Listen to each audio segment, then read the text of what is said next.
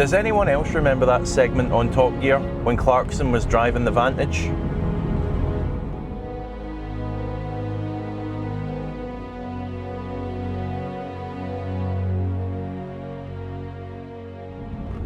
I remember him speaking about it as if it was an ending, as if he was driving a car that was soon to be resigned to the history books because of the constant war on speed, because of the push for environmentally friendly cars. And 15 years on, how right was he?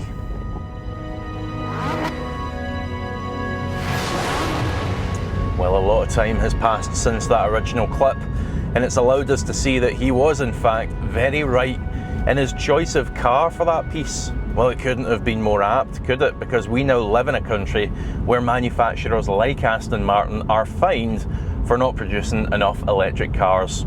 We live in a country where the end of the internal combustion engine is in sight, never mind a songful, characterful 4.2 litre V8 that's been taxed to oblivion for quite a while now. Had Jeremy been driving a Ford Mustang or a Challenger or even a BMW or Mercedes, it wouldn't have been as apt as one of these, because using those as examples, you look at the USA, you look at Europe where those cars are manufactured, and the governments have much more progressive policies towards reducing CO2 levels. They haven't lumped everything on electric vehicles. They're more open to other forms of fuel, alternative fuels, hydrogen, that kind of thing. Whereas here in the UK, we've just said it's electrics only, hybrids don't even count, and that'll be that. Also, you look at Europe, you look at the USA, what they've also got in place is things like tariffs against the onslaught of cheap Chinese vehicles coming to our shores. Now, the reason that they do that is to try and protect their native manufacturers, let them still compete in business with the Chinese.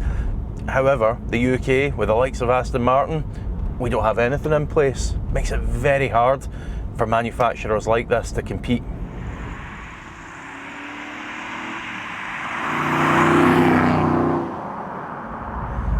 Now, I don't want to just make this all about current affairs chat, because I am sat behind the wheel of an Aston Martin here. So it would be rude not to give it a bit of stick and talk about it, wouldn't it? So what is a V8 Vantage like these days? It is wonderful, it's wonderful, wonderful, wonderful.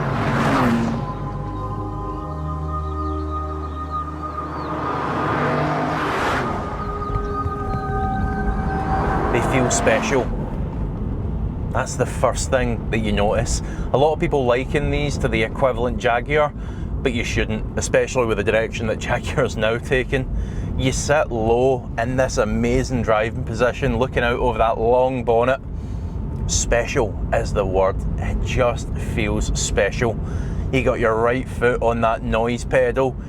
And that V8 engine, it's been criticised in the past as not having enough power, not being fast enough for the type of car, but I think this is something that we've all gone a bit wrong on. I think this constant push for more and more power is wrong. We forget about just what a nice experience it can be without being 1,000 horsepower.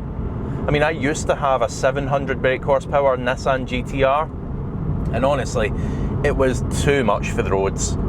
Couple of seconds on that loud pedal and you were at license threatening speeds, where this, you need to rev it out, you need to stir that gearbox, you need to blip the throttle during changes to give you smooth shifts, you need to drive it.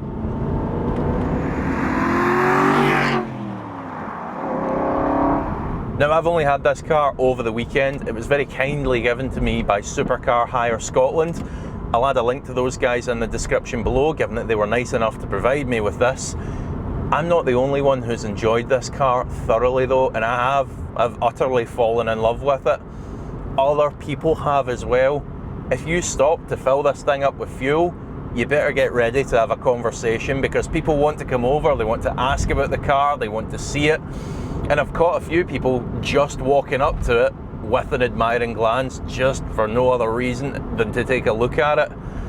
It's still got a lot of presence, it still drives beautifully, and for where these are at on the used market, £25,000, £26,000 getting you a good one, what's not to love? We're losing something here, people. we're losing something. Clarkson was right, I'm afraid.